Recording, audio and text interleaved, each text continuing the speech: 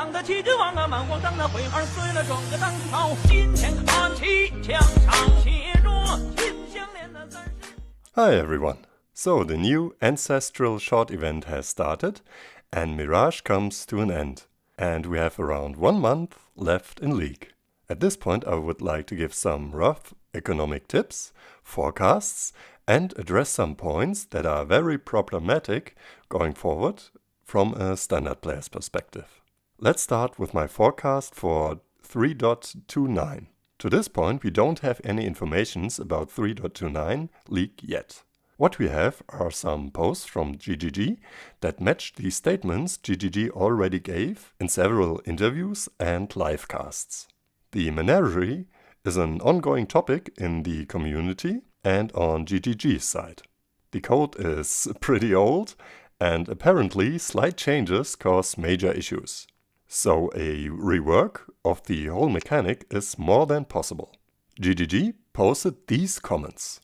Well, to be honest, we wanted to do a small rework of synthesis items this patch, but we might end up doing it next patch. I think synthesized items are in a little bit of a weird spot at the moment, where it's like you don't even get them from synthesized maps, and a lot of people want that. Then you have these crafts where you the base type doesn't matter, if you can just continuously roll your something plus it's forever. Okay. It's probably going to be quite controversial for very, very endgame crafters, but it's still in the game for now. So what do we got here? The main topic are synthesized items. Looking between the lines and the overall context, we can come to following conclusions. Synthesized items will now be dropped in synthesized maps, which is quite nice. The chances for 1 to 3 implicit items to be dropped are probably matching the harvest craft. The harvest craft might get removed. If so, it's questionable how certain bases can be acquired with synthesized mods like Abyssal Jewels. And now referring to the last post, the infinite reroll through Vivid Vultures is probably getting removed or reworked. The whole menagerie mechanic will probably also be reworked with it. The implications would be that synthesized maps will rise in price and demand. Synthesized mirror items are 90% gone from the menu, since they cannot be crafted anymore.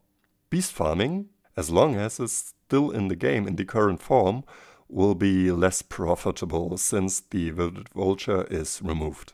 Yellow harvest juice will fall or massively rise in price, depending on if synthesized harvest craft will be removed or not. For the community, the item tier gap between beginners and long-term veterans on League will be reduced. The build diversity will suffer a bit, and the overall min-maxing possibilities are lowered. We might get another 2 farming strats gutted and therefore get 1 new, being synthesized maps. Another step away from reliable income through farming, more to RNG based farming strats like the new synthesized maps. No idea how it sounds to you, but I'm really not stoked about this. Hopefully, GGG finds a nice way to address these problems and don't check all the boxes mentioned above. In regards of the Mirage mechanic, I think it's highly likely that it will go core and receive its nerf like all League mechanics does.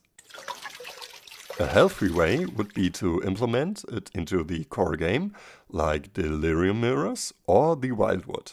Last option sounds the likeliest to me, so the Mirage becomes some kind of a random encounter in maps and can't be altered or forced through the Atlas or Scarabs. With it, all related content, like items, maps and invitations, will rise in price. Further, Harbingers could celebrate a comeback. Would be great to see how GGG reworked them.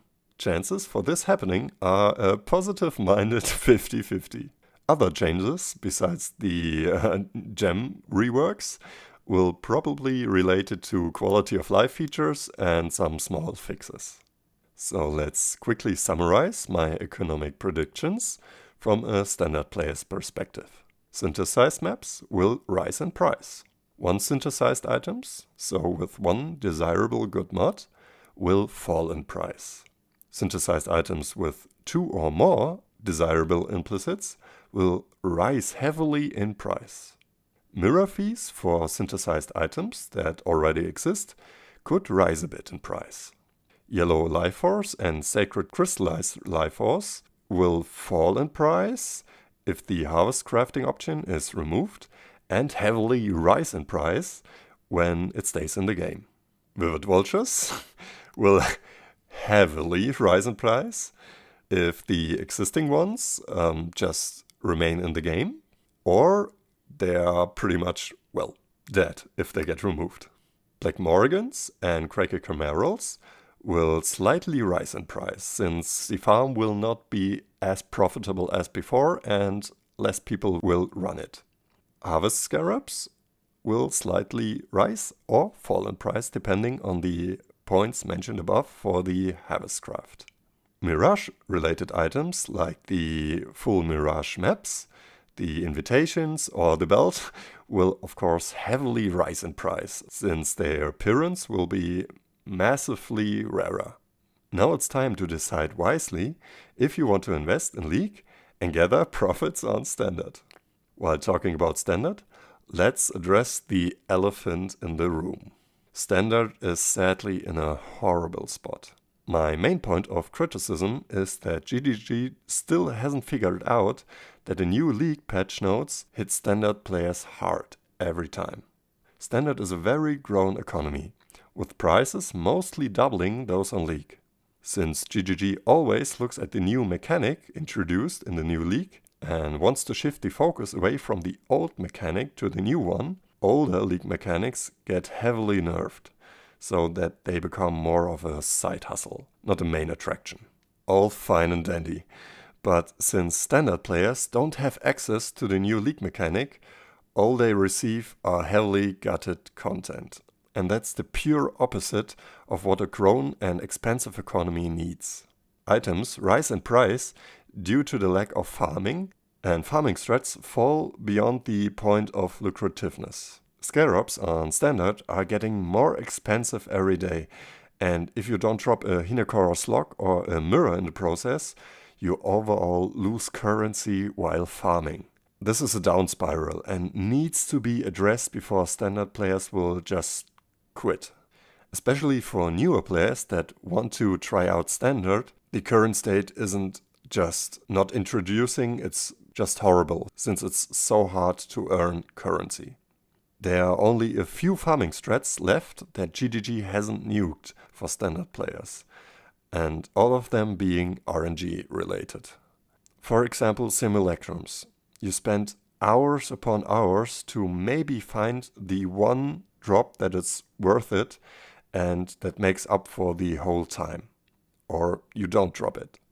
Heist has very low profits per hour, since the Standard market is just inflated with low tier currencies. So you got also here a RNG strat for maybe dropping a simplex or helical ring. Beast farming was kind of worth it, but since it might get nuked in 3.29, well, let's see. And Hiveblood, hugely nerfed, but there's still the hope for a good RNG drop. All other content is not worth looking at if GGG doesn't implement a good way to reliably farm scarabs so that prices fall and farming becomes lucrative again. GGG, we need a scarab farm in Standard, and beyond that, implement independent patch notes. You can't treat a 30 to 40-year-old man the same way you treat a toddler that just seen the first light of day. The old man will just feel completely taken for a ride. Restore some potential in older League mechanics and move away from the take and take policy like with King's March. Like, okay, you have to farm the ore now by yourself, but you also get less reward. I mean, come on. I know so many people, myself included, that haven't visited King's March in a single time after the first few shipments. And that's pretty sad. Full Discord servers debate about these standard farming strats that might be worth it and come to no conclusion. So to lift some pressures from GGG's shoulders, here are my takes on the things that could be changed. Keep the ore change for King's March, but return the old reward chances. Re-enable cartographer's chisels. Give the hive tree its original drop chances back.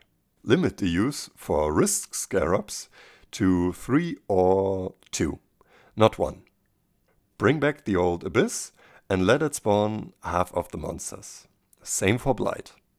I'm sure there are so much more possibilities, but you gotta start somewhere. Let me know in the comments what GGG should address, and pray for some attention to these problems.